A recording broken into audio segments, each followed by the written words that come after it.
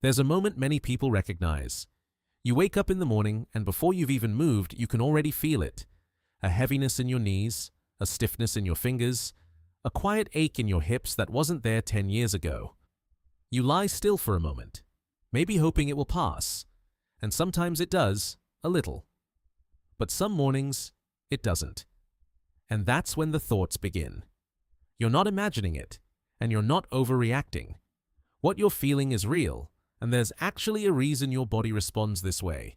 A reason that makes a lot more sense than most people realize. For many people, this becomes a quiet, daily ritual. Testing the joints before the day begins. Feeling the resistance in your hands as you try to make a fist. Taking those first few careful steps toward the kitchen. See, hesitating before gripping something heavy. If that sounds familiar, you're experiencing something deeply human. But there is a significant gap between what you feel in your joints and what is actually happening beneath the surface.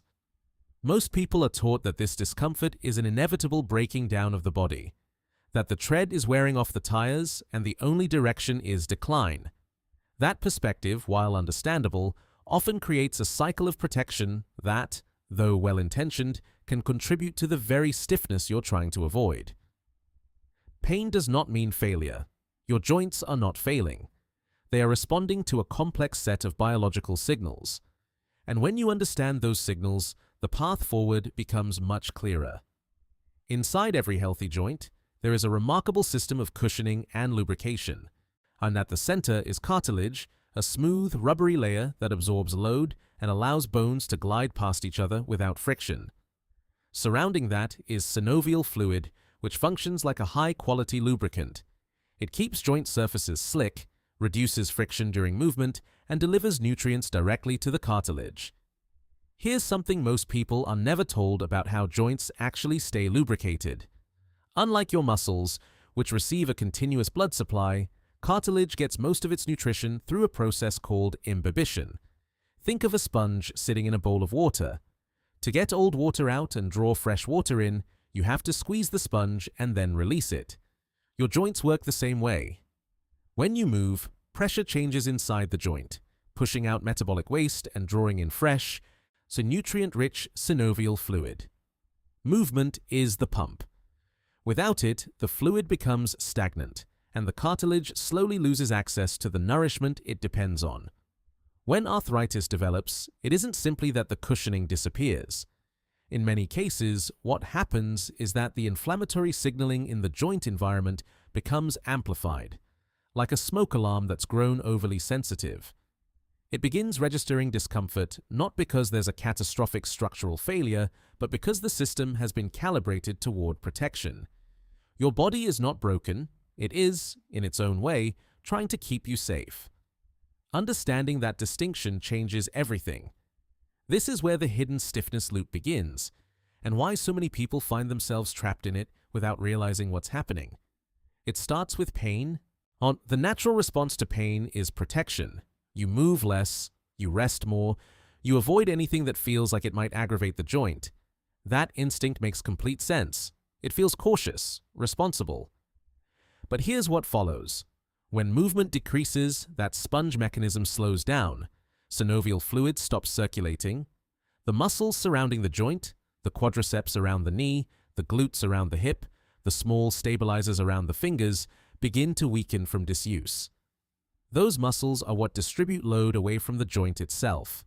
When they weaken, the joint absorbs more pressure than it's designed to handle. Circulation drops.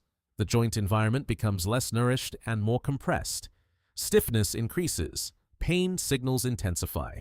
And the cycle closes on itself, not primarily because of the original joint change, but because of how the body responded to it. The pain wasn't lying. But the conclusion the nervous system drew, that stillness equals safety, created a second problem layered on top of the first.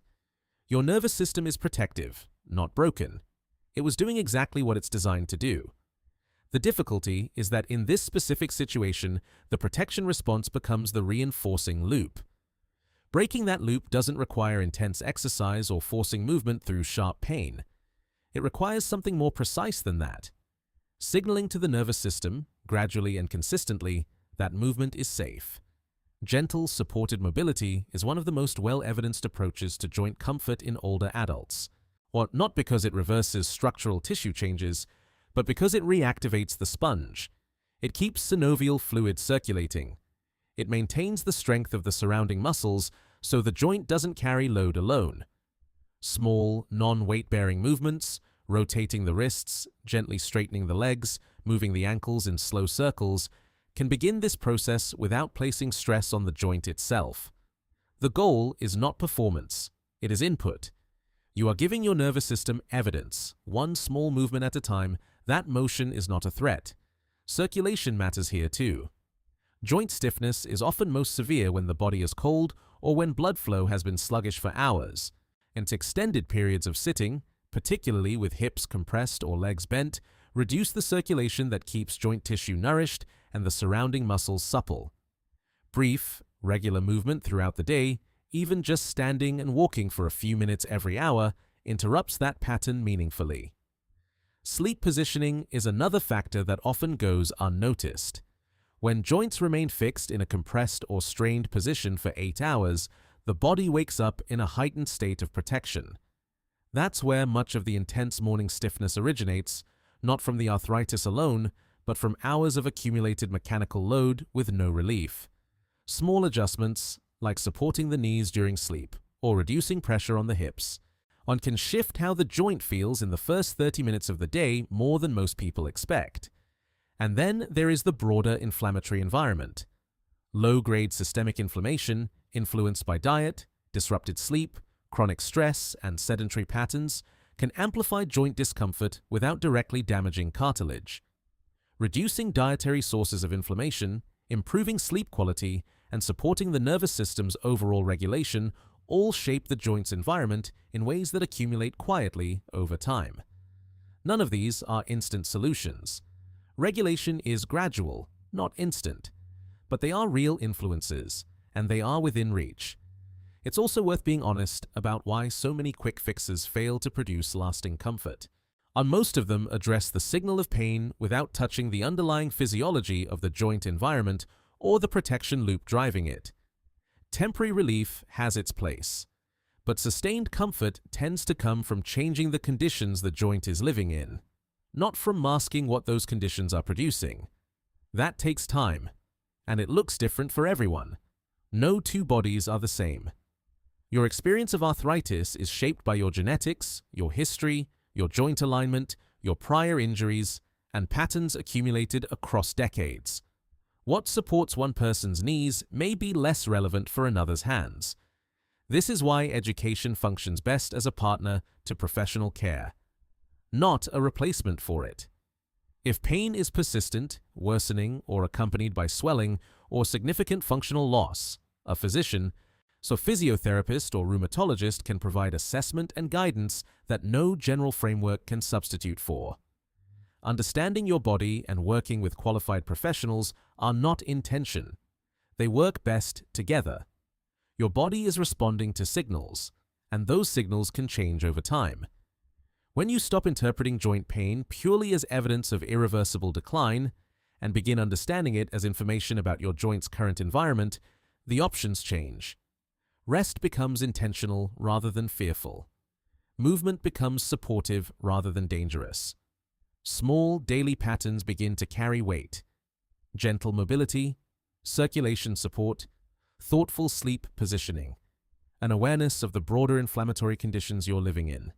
These are not dramatic interventions, but they are where most of the real influence lives, in the steady, accumulated input you give your body every day. Your joints have carried you through an entire life. They are not failing, they are responding.